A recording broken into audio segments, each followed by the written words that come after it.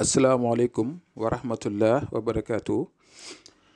mbokk yi maa ngi leen nuyu di leen ziar di leen dalal seen chaîne YouTube Ben Makhtar mu nekk seen chaîne nag suñu chaîne yu ñëpp tey nag ma fas yéene indil leen secret bu jëm si wàllu naat moo xam muy naat bu weex bi moo xam itam muy naat bu ñuul bi mu am ay secret yu mu làmboo yu bari yoo xam ne comme ni nga ko gisee seen écran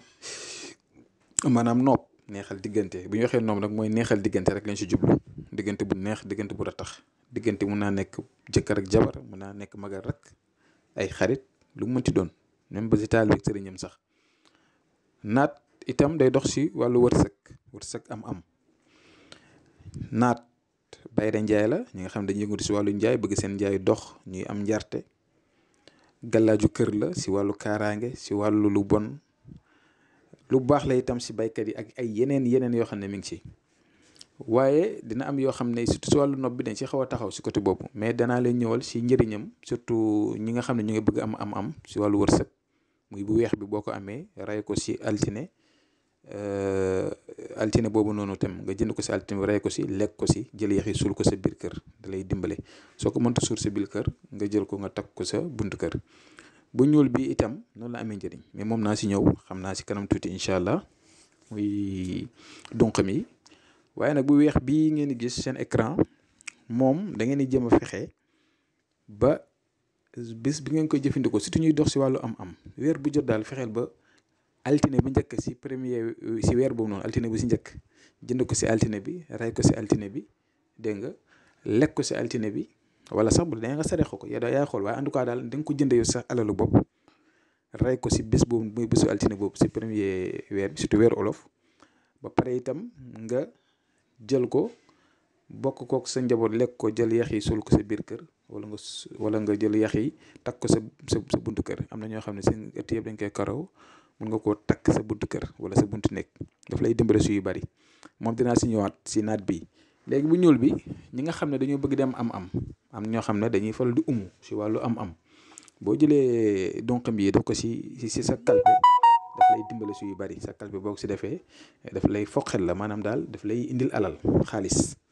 loolu moom itam am na yeneen yoo xam ne mi ngi si biir sax yoo xam ne ay alxuraan lañ koy booleeg xam da nga koy boole ak moom yooyu itam si wàllu nekkul portefeuille magique nag comme ñuy gaara portefeuille magique day indi alal ji da lay yombalal am bi parce que nit ñu bëri umute moo tax lu bëri di leen xaw a jafe mais yii da lay dimbale si yooyu même boppam bi itam ñi nga xam ne dañoo am rab bopp naat bi ñi nga xam ne si ni ñu ngi dem fu nekk ñu lekk seen xaalis yi naan leen lii wala képp koo xam ne si ni am nga problème boobu noonu rab di la sonal wala rab di lay yàqal wala rab di la indil ay problème ay jafe-jafe sa mbiri àddina sa mbiru sëy sa digganteeg nit ñi ngay gaaw a mer koo xam ne day jékki-jékki rek xaru koo xam ne day jékki-jékki day am ay jikko yoo xam ne nit ñi sax dañ koy mere alors que rab bi moo koy sonal ak rab bi lu mu mënti mel bopp naat bii am na ay kii yu ñu koy booleeg am na ay alxuraan lañ koy booleeg ak tam benn cuuraay bi ñu koy booleeg dañ koy weer ba mu wow boole ko ak moom nga koy suuroo képp ku rab sonal rek fexeel nga contacté ma danaa xool naka laay dimbalante ak yéen man wax naa leen ko toujours ne leen du ma sëriñ waaye su ma ñëwee di waxtaan ak yéen si côté boobu bëgg leen a laay biir la ngeen bàyyi xel si àddina ñi nga xam ne ñu ngi leen di nax di lekk seen xaalis dégg nga te du ngeen si am benn satisfaction bu ngeen paree beneen feebar moo leen di dëkkalaat ndaxte le fait que nga dajale rek jël sa xaalis jox ko nit mu lekk ko beneen feebar la ba pare doolu defal dara kun nag mi ngi nii dara jafewu fi man maa ngi fi pour yéen ay frère leen ay sœur leen képp koo xam ne si ni contacté na ma rek dinaa xool naka laay def ba dimbalante ak ñoom si côté boobu bu dee côté nopp bi la itam comme ni ma leen ko waxee am na ñu bari dañu may mere nag day na ma woo wax ma dara man leen loolu man du ma ko def wala mënuma ko parce que sama xol wala sama xel moo may may rek mu mën def wala moo ma ñàkk mën bàyyi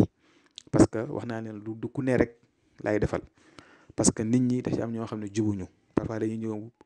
di niru lu ñu sérieux alors que sérieux wuñ waaw ndaxte am naa si ay cas te bakkaar bugguma ko am su ma sañoon lépp lu may def si lii luy jëriñ dama adamee lay doon mais du nekk luy yàqal kenn si wàllu wërsëg itam si mala boobu noonu muy naat dañ ko defa si wàllu jaaro xaalis yi nii si pere bi am na lu ñu si liggéey surtout ñuy dox si wàllu wërsëg ñuy business ñuy yëngatu si pour bëgg am alal pour bëgg am tur yooyu yëpp dañ ko si liggéey incha allah bu yàlla defee daal incha allah rabbi ngeen woo ma dinaa xool naka laay dimbalante ak yéen si côté boobu waaw bu neexee yàlla suñu borom comme ni mu leen ko waxee toujours rek